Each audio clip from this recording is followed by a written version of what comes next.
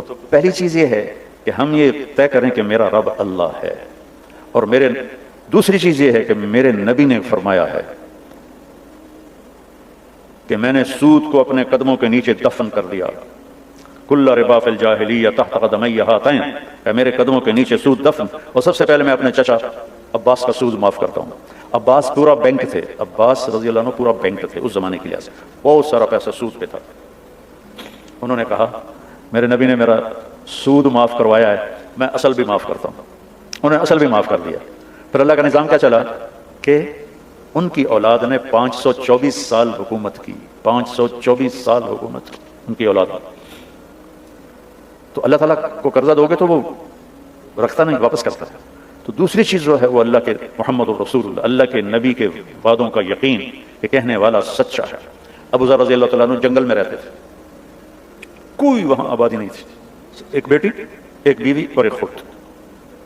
موت کا وقت آ گیا تو ان کی بیگم رونے لگی کہ اب تو یہاں ویرانے میں مر رہا ہے، یہ بچی ہے، میں عمر رسیدہ ہوں، تیرا غسل، تیرا کفن، تیری قبر کون کرے گا؟ ہائے ہائے، کہا دیکھ اللہ کی بندی، ما کذبت وما کذبت، نہ میں جھوٹ بول رہا ہوں نہ کہنے والے نے مجھ سے جھوٹ بولا۔ میں ایک مجلس میں تھا تو میرے نبی نے فرمایا کہ اس مجلس میں ایک شخص ایسا ہے جو اکیلا رہے گا، اکیلا مرے گا، قیامت کے دن اکیلا اٹھے گا اور اس کا جنازہ مسلمانوں کی جماعت پڑے گی۔ تو وہ سارے لوگ مر گئے شہروں میں، ایک میں اکیلا ہوں اس جنگل میں، کوئی آئے ہو کتوں آئے گا، نہ کوئی راہ نہ رند، ایک تو چلو راستہ ہو، راستہ بھی کوئی نہیں، کون آئے گا؟ حج بھی ختم ہو گیا، حج کے لیے قافلے شارٹ کٹ وہاں سے لے لیتے تھے ربضہ سے۔ انہوں نے کہا مجھے یہ نہیں پتا، یہ ہوگا اللہ کی بندی کے کہنے والا سچا ہے۔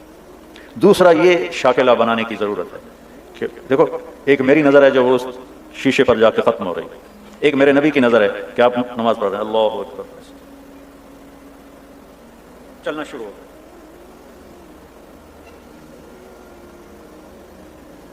چلتے چلتے چلتے دیوار کے پاس آ کے کھڑے ہو گئے، یہ محراب نہیں ہوتی تھی، دیوار کے پاس کھڑے، تھوڑی دیر کے بعد پیچھے ہٹنا شروع ہوا اور ہٹتے ہٹتے ہٹتے صف کے کنارے پر چلے گئے۔ جب سلام پھیرا تو پہلی صف کے لوگوں نے تو دیکھا، پچھلوں نے نہیں دیکھا، تو انہوں نے کہا یا رسول اللہ یہ کیا کیا تھا آپ نے؟ پہلے تو کبھی ایسا نہیں کیا۔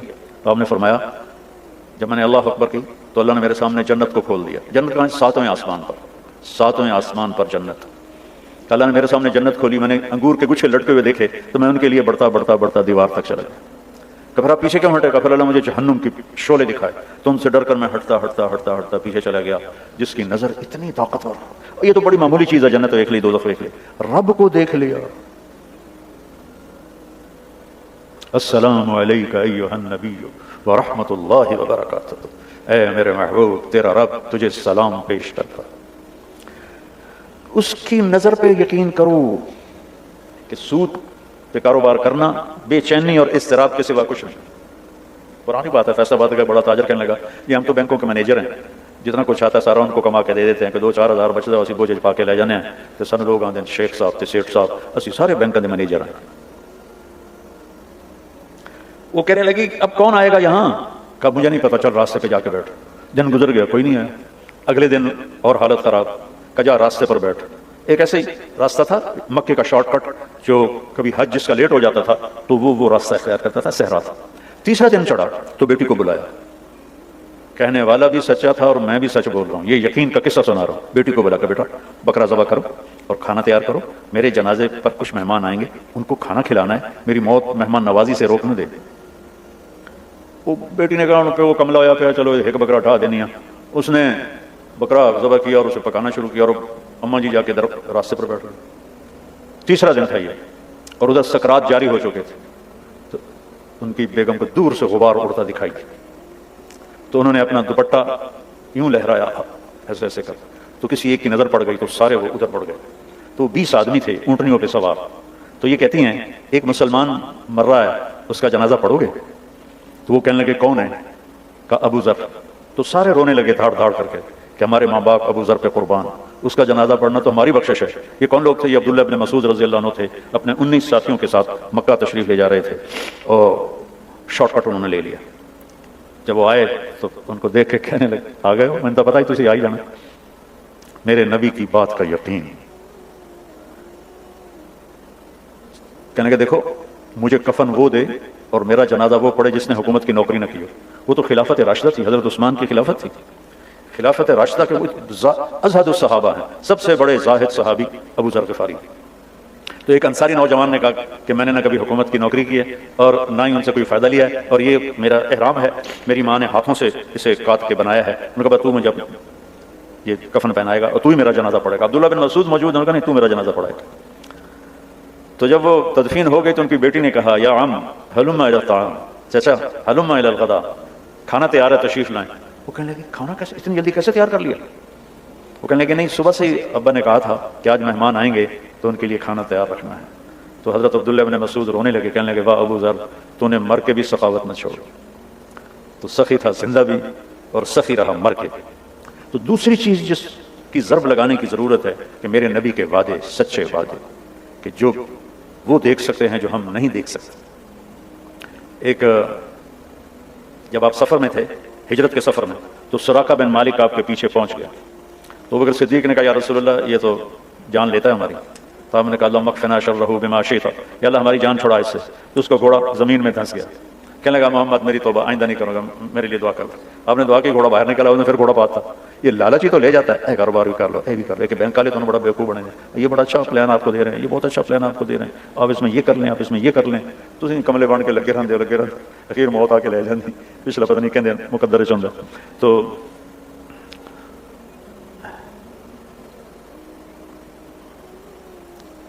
کیا کہہ رہا تھا؟ اب سراقہ بن مالک ان کو لالچ ہوا، پھر پیچھے دوڑے، پھر گھوڑا دھنس گیا۔ پھر کہنے لگا میں میری منت ہے ہوں بس میری توبہ، میں کلمہ پڑھ لیا۔ تو آپ نے دعا کی، گھوڑا نکلا۔ آپ نے کہا سراقہ یار آج تو میری جان لینے کے پیچھے ہے، وہ کیا دن ہوگا جب سپر پاور، یہ تو میں اپنے الفاظ کر رہا ہوں، جب سپر پاور ایران کے بادشاہ کے کنگن تجھے پہنائے جائیں گے، ایران کے بادشاہ کے کنگن تجھے پہنائے جائیں گے۔ یہ کب کہہ رہے ہیں؟ جب مکے والوں کے خوف سے مکہ چھوڑا ہے اور مدینے جا رہے ہیں، اور چھپ کے جا رہے ہیں، راستہ بدل کے جا رہے ہیں، اور دنیا کی سب سے بڑی پاور کے بارے میں کہہ رہے ہیں کہ تجھے کنگن پہنائے جائیں گے۔ وہ خیر کلمہ پڑھ کے مسلمان ہو گئے۔ جب ایران فتح ہوا حضرت عمر کے زمانے میں، تو ان کے سامنے فہرست پیش کی گئی مال غنیمت کی۔ تو انہوں نے پڑھا تو اس میں کہنے لگے اس میں 2 کنگن کا ذکر نہیں ہے، کسریٰ کے کنگن۔ انہوں نے کہا جی ہے ہی کوئی نہیں، تو ہم نے لکھا ہی کوئی نہیں۔ کہنے لگے یہ تو ہو نہیں سکتا، مجھے ابوبکر صدیق کہہ کر گئے تھے کہ تیرے دور میں کسریٰ کا خزانہ آئے گا، اور اللہ کے نبی نے سراقہ سے وعدہ کیا تھا کہ اس کو یہ کنگن پہنائے جائیں گے۔ انہوں نے کہا جی ہمارے سامنے تو سارا گزرا ہے، مال غنیمت کوئی نہیں ہے۔ انہوں نے کہا سارا دوبارہ تلاش کرو، سارا مال غنیمت۔ اس کا ایک قالین تھا جو 1 ایکڑ میں کے برابر تھا، 1 ایکڑ چوڑائی میں تھا، اور میں سے پورا کا، اور اس پہ پورے ایران کا نقشہ تھا۔ اس میں گورنروں کو بٹھاتا تھا، پھر رقص اور شراب کی محفل ہوتی تھی۔ اور اس کو حضرت عمر نے کاٹ کے تقسیم کیا تو 1 بالشت ٹکڑا 1 لاکھ دینار میں فروخت ہوا تھا۔ تو جب وہ دوبارہ ڈھونڈا گیا تو نکلا ہے کنگن۔ نام کا سراقہ کا جو بیمار ہیں کا لے کے آؤ۔ تو سراقہ کو 2 آدمی سہارا دے کر لائے، حضرت عمر اٹھے اور کو کنگن پہنایا۔ سراقہ آج میرے نبی کا وعدہ پورا ہو۔ تو دوسری جو ہماری بنیاد ہے وہ یہ ہے کہ میرے نبی کی بات حق اور سچ۔ میرا نبی کہتا ہے سود مٹا دیتا ہے اور صدقہ زندہ کر دیتا ہے، جب میرا نبی کہہ رہا ہے۔ لیکن چونکہ وہ میں نے پہلے جو قصہ سنایا اتوں آؤ، تو ہم نہ اللہ کو سمجھتے ہیں نہ اللہ کے نبی کو سمجھتے ہیں کہ کہنے والا کون ہے۔ جبھی تو اس کی قدر آئے گی جب اس کہنے والے کی قدر ہو۔ تو چونکہ کہنے والوں کی عظمت نہ پڑھی نہ سنی نہ کبھی جستجو کی، ساری سوچ کی طاقت ہے کہ مال کیسے بڑھے، پیسہ کیسے بڑھے، پیسہ بڑھاؤ، اللہ نے روکا تو کوئی نہیں، لیکن اس کے حالات سے کما۔ عبد الرحمن بن عوف آپ سب کو جیب میں ڈالا، یہ جتنے بڑے بڑے بینک ہیں نا یہ سب ان کی جیب میں آ جائیں، اتنا ترکہ چھوڑ۔ ان کی بیویوں میں جو ترکہ تقسیم 4 بیویاں تھیں، آج سونے کی قیمت کے لحاظ سے 2 ارب ایک بیوی کو صدقہ وہ وراثت ملتی تھی۔ 1000 گھوڑے، 10,000 بکریاں، 1000 اونٹ، اور سونے کی ٹائلیں، اینٹیں، جن کو اولاد میں وراثتاً تقسیم کرتے ہوئے آریاں ٹوٹ گئیں۔ آپ کے دفعہ کاغذ کے نوٹ، ان کو ہم نے نقدی سمجھا ہوا ہے، ان کو مال سمجھا ہوا ہے، کاغذ کے نوٹوں کو۔ یہ یہودیوں نے ہمیں کتنا بیوقوف بنایا، سانو کاغذ بھی لے کے کارڈ دے دیتے ہیں، لو بھائی کارڈ پھیری جاؤ، تو یہ کاغذ بھی سانو واپس کرتے۔ ہم تو بیوقوف بنے ہوئے ان کے پیچھے چل رہے ہیں۔ ہم خود تراشتے ہیں منازل کے سنگ میل، ہم وہ نہیں ہیں جن کو زمانہ بنا گیا۔ ہماری تو اپنی راہیں تھیں، اپنے راستے تھے، جو لوٹ آئیں تو کچھ کہنا نہیں، جنہیں راستوں میں خبر ہوئی کہ یہ راستہ کوئی اور تھا۔ ہم تو کسی اور راستے کی طرف نکل گئے، کسی اور راہوں پر چل پڑے۔ تو میرے نبی کی بات کا یقین، ایک صحابی آئے یا رسول اللہ میرے بھائی کا پیٹ خراب ہے، اس کا العسل، شہد پلا، شہد پلایا، پھر یا رسول اللہ اور زیادہ ڈائریا لگ گیا، آپ نے کہا شہد پلا، اس نے پھر شہد پلایا، پھر یا رسول اللہ اور زیادہ ہو گیا، کہا شہد پلا، تیرے بھائی کا پیٹ جھوٹا اور اللہ کا کلام سچا، فیہ شفاء للناس۔ تیسری دفعہ جب شہد پلایا تو اس کا پیٹ ٹھیک ہو گیا، صحیح ہو گیا۔ تو بھائیو بات یہ ہے کہ سود ایک بڑی لعنت ہے، لینا، دینا اس سے چھوٹی لعنت ہے، لیکن سود لینا یہ بہت بڑی لعنت ہے۔ ہم اللہ کے سامنے کھڑے نہیں ہو سکیں گے آخرت میں اگر سود کھاتے کھاتے مر گئے۔ تو اپنے بچوں کے لیے حلال چھوڑ کے جاؤ، کبھی ختم ہی نہیں ہوگا۔ اور اولاد کا مقدر ماں باپ نہیں بنا سکتا، اولاد کا مقدر اللہ ماں کے پیٹ سے بنا کے بیچتا ہے۔ تو میرے نبی کا فرمان ہے 4 کام کر لو، 4 تو دنیا بھی تمہاری ہے، آخرت بھی تمہاری۔ اربع اذا کانت فیک، 4 باتیں، صرف 5 بھی نہیں دسی ہیں، 4۔ صدق و حدیث، ہمیشہ سچ بولنا، جھوٹ نہ بولنا۔ ایک صحابی سے پوچھا گیا یا رسول اللہ مسلمان بزدل ہو سکتا ہے؟ آپ نے کہا ہاں۔ کنجوس ہو سکتا ہے؟ آپ نے کہا ہاں۔ جھوٹ بول سکتا ہے؟ کہا نہیں، جھوٹ نہیں بول سکتا۔ صدق و حدیث ہے، آپ نے کہا سچ بولو۔ اب چاہے تم کو بہت بڑا کاروبار چلا رہے ہو یا ریڈی پہ کنو بیچ رہے ہو یا پتھر توڑ کے مزدوری کر رہے ہو، اگر سچائی ہے تو آپ کی ہر ادا اللہ کے ہاں عبادت ہے۔ حفظ و امانتیں، دوسری بات کسی کو دھوکہ نہ دو۔ میرے نبی نے فرمایا تُبِعَ الْمُؤْمِنُ عَلَىٰ كُلِّ خَصْلَةٍ إِلَّا الْخِيَانَةَ وَالْكَذِبَ، میرا امتی ہر گناہ کر سکتا ہے، 2 کبھی نہیں کرے گا، ایک جھوٹ کبھی نہیں بولے گا، ایک دھوکہ کبھی نہیں دے گا۔ میرا امتی ہر عیب کر سکتا ہے، ایک جھوٹ کبھی نہیں بولے گا، ایک دھوکہ کبھی نہیں دے گا۔ حضرت جریر ابن عبداللہ نے اپنے نوکر سے کہا کہ منڈی سے گھوڑا خرید کے لا، میں پیمنٹ یہاں کر دوں گا۔ وہ 300 درہم میں گھوڑے کی قیمت لگا کے آیا، کہا جی 300 روپے دے دو۔ جریر جو تھے شاہی خاندان کے تھے، یمن کے، اور شاہی خاندان میں گھوڑوں کی نسلیں بھی یاد کروائی جاتی تھیں شہزادوں کو۔ تو یہ مسلمان ہوئے آخری دور میں، تو انہوں نے گھوڑے کو دیکھا تو وہ مہنگا تھا، 300 کا نہیں تھا۔ کہنے کہ بھائی تیرے گھوڑے کے 400 کر دوں؟ اس نے کہا جی کر دو۔ 500 کر دوں؟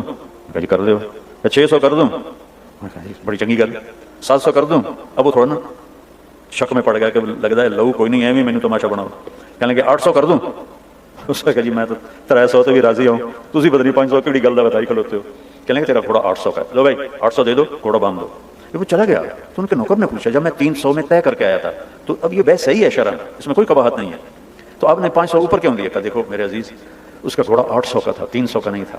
اگر میں 300 میں لیتا تو یہ دھوکہ ہوتا، اور میں نے اپنے نبی کے ہاتھوں میں ہاتھ دے کے، مجھ سے میرے نبی نے وعدہ لیا تھا کبھی کسی کی بدخواہی نہ چاہنا، سب کی خیر خواہی چاہنا، تو اگر میں 300 میں رکھ لیتا تو یہ بدخواہی تھی۔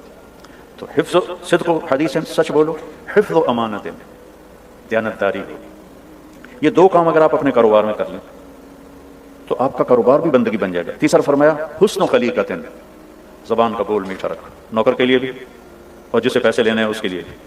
یا تو ادھار نہ دو، ادھار دینا تو پھر زبان کو گندا نہ کرو، کہ زبان کی گندگی کا نقصان پیسے کے نقصان سے زیادہ ہے۔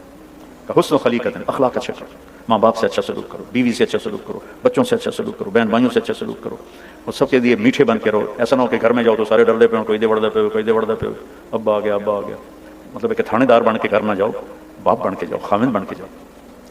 اور چوتھا فرمایا عفت فی طعمۃ، رزق حلال کماؤ۔ کہ یہ 4 کام کر لو، پھر آپ آفس میں ہوں، میریٹ میں ہوں یا آپ کے باڑی میں ہوں، آپ کا ہر عمل اللہ کی بارگاہ میں بندگی ہے۔ اور جیسے آپ نماز کا اجر لیں گے ایسے ہی آپ اپنے کاروبار کا بھی اجر لیں گے، اگر اس میں سچائی، دیانتداری، اچھے اخلاق اور رزق حلال۔ اور رزق حلال تھوڑا ہوتا ہے، رزق حرام زیادہ ہوتا ہے۔ لا يستوي الخبيث والطيب ولو اعجبتكم كثرة الخبيث، اللہ نے کہا ہے حرام رزق زیادہ ہوگا، حلال تھوڑا ہوگا، لیکن اس کے چکر میں نہ پڑنا۔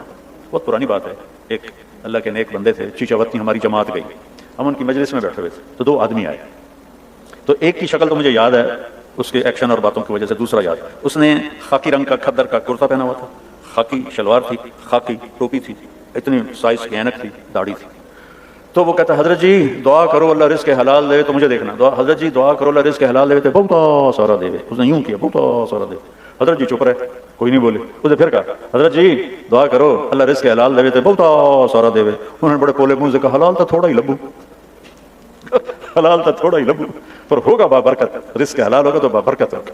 تو بھائیو میں نے شروع میں کہا تھا حکومت سود ختم نہیں کر سکتی، آپ کریں گے۔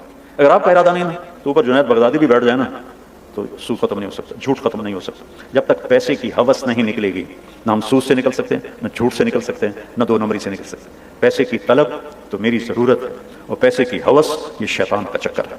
عزت نفس کی طلب میری ضرورت ہے، لیکن بڑا بننے کے لیے نہ کسی کی جان کی پرواہ کرنا، نہ کسی کی عزت و آبرو کی کہ میں نمایاں نظر آؤں، یہ دونوں چیزیں انسان کو ہلاک کرتی ہیں۔ لیکن طلب تو میں نے آپ کو حدیث پڑھ کے سنائی تھی کہ جو رزق حلال کماتا ہے اللہ تعالیٰ قیامت کے دن 14ویں کے چاند کی طرح اس کو اٹھائے گا۔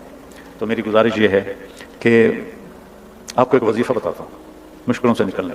میرے نبی وظیفے لمبے چوڑے نہیں بتاتے تھے، بڑے چھوٹے چھوٹے۔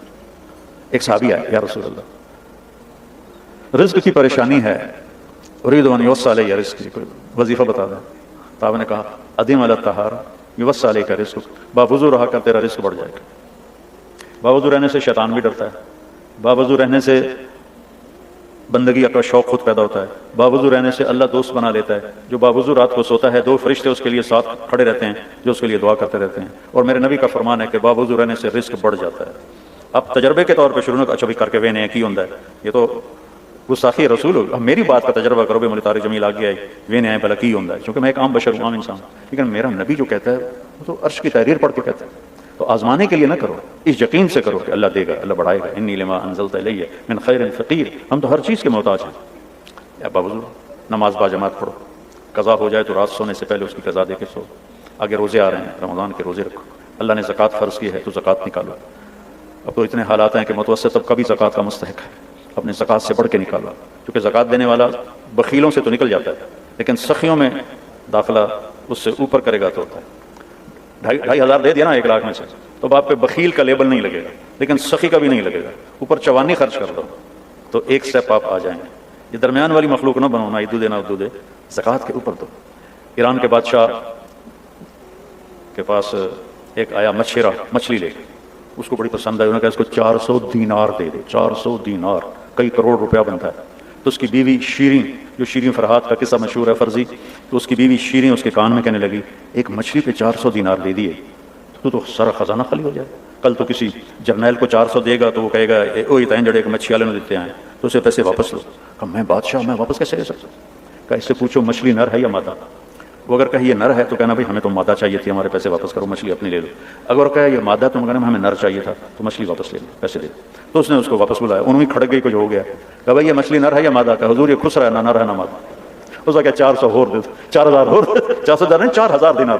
کہا 4000 اور دے دو، وہ تو 8000 دینار، درہم نہیں دینار، 400 میں غلط کہہ گیا۔ تو اس نے وہ گانٹھ لگائی، جب چلنے لگا تو 1 دینار گر گیا، اس نے وہ بھی اٹھا لیا۔ تو شیریں تو تبھی بیٹھی تھی، کہنے لگی دیکھا کہ ڈب نامراد کنجوس ہے، 1 دینار گر گیا تو وہ بھی نہیں اس نے چھوڑا، یہ اس قابل ہی نہیں کہ اس کو دیا جائے، اسے واپس لو۔ اس نے پھر اس کو بلا لیا، کہا بلو تجھے 8000 دینار ایک کم مل گیا تھا، تیری 7 پشتوں کو کافی تھا، تو یہ تم نے کیوں اٹھایا؟ کہ حضور اس پہ آپ کے نام کی مہر تھی، کسی کا پاؤں آتا تو بے ادبی ہوتی۔ ان کا 4000 اور لے دے۔ تو آپ صرف زکوٰۃ دینے والے نہ بنو، یعنی بیچ والی مخلوق نہ بنو، سخی بنو۔ سخی جنت میں جائے گا چاہے وہ سستی ہو عبادات، اور بخیل جنت میں جا نہیں سکتا چاہے الٹا لٹک کے چلے کاٹتا رہے۔ سخی اللہ کے قریب، سخی جنت کے قریب، سخی انسانوں کے قریب، سخی جہنم سے دور۔ بخیل اللہ سے دور، بخیل جنت سے دور، بخیل انسانوں سے دور، اور بخیل جہنم کے قریب۔ لہٰذا سخی بن کے زندگی گزارو۔ لوگوں پہ خرچ کرنے کا مزہ بہت ہے، جوڑنے کے مزے سے زیادہ لگانے کا مزہ ہے۔ تو رمضان آ رہا ہے، خرچ کریں، زکوٰۃ سے بڑھ کر دیں، انتہائی ضرورت مند ہیں ہمارے لوگ۔ ابھی تو وہ جو سیلاب سے جو گھر گرے تھے ابھی تو وہی نہیں بنے، کتنے ہزاروں لوگ بھی گھر بیٹھے ہوئے ہیں۔ اللہ تعالیٰ آپ کو مجھے اپنی مرضی پہ چلانے والا بنائے۔ اس کو ماحول میں آنے سے آدمی سیکھتا ہے، کچھ تھوڑا 3 دن اگر آپ تبلیغ میں لگایا کریں تو آپ کو اس کا بہت فائدہ ہوگا۔ اور باقی میری کوئی بات اچھی نہ لگی ہو تو معاف کر دینا، اتنی بات ضرور ہے۔ آپ کا نام کیا ہے؟ عاطف صاحب نے جو قدم اٹھایا ہے میں ان کو خراج تحسین پیش کرنا چاہتا ہوں کہ اللہ کرے ہمارے سارے بینک وہ اس بڑے گناہ سے نکل کر اپنی آخرت کو بنائیں۔ میرے نبی نے فرمایا، میں معراج پہ گیا تو میں نے ایک آدمی دیکھا جو ایسے لیٹا ہوا تھا اور اس کا پیٹ ایسے گنبد کی طرح تھا، جیسے بڑا گنبد ہوتا ہے، اور اس کے اندر سانپ اور بچھو اس کو کاٹ رہے تھے اور وہ چیخ رہا تھا۔ آپ نے جبریل سے پوچھا یہ کون ہے؟ کہ یہ آپ کی امت کا سود کھانے والا ہے۔ سود کھانے والا، دینے والا نہیں، کھانے والا، سود کھانے والا ہے۔